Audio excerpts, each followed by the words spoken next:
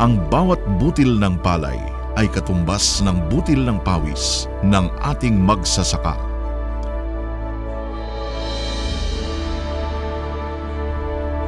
Ngunit maraming butil tulad ng palay, mais, munggo at kape ang nasasayang dahil sa hindi maayos na paraan ng pagpapatuyo. Ang tradisyonal na pagbibilad ng palay sa kalsada ay maaring magdulot ng 10% loss sa kabuoang ani.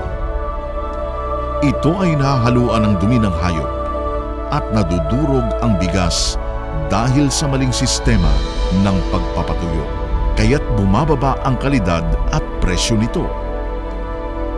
At sa panahon ng tagulan, mabilis masira ang palay dahil sa pagtaas ng moisture content. Bukod pa rito, ang pagbibilad ng palay sa kalsada ay maaring maging sanhi ng kapahamakan sa mga motorista.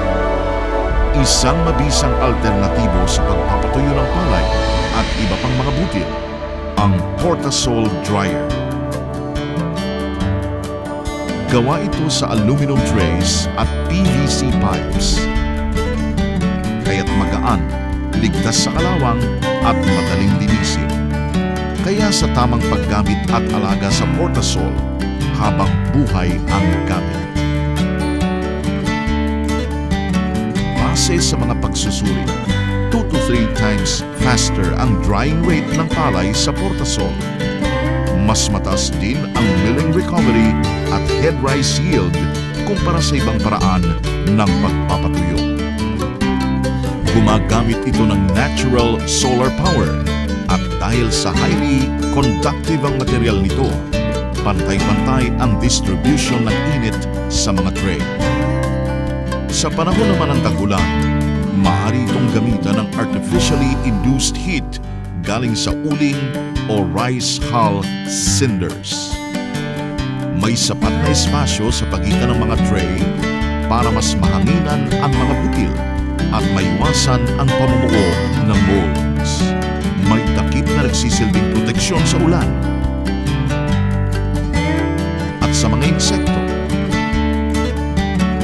Hindi na kailangan pa ng malaking espasyo para magpatuyo ng palay. Ang Portasol ay madaling bitbitin at ipwesto. Kaya't mabilis ding matitipon at maisasako ang ani. Madali rin itong i-assemble.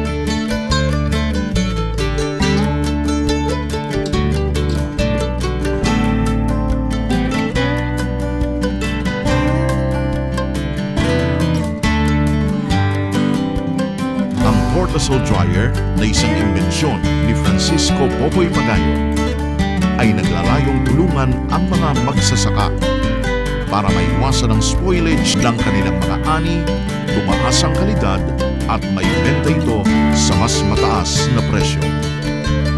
Para maiangat ang kanilang pamumuhay at maging mas maunlad ang ating agrikultura sa tamang paraan na paggamit ng Portasol habang buhay ang pakinabang. Dahil ang bawat butil ng palay ay katumbas ng butil ng pawis ng ating magsasaka.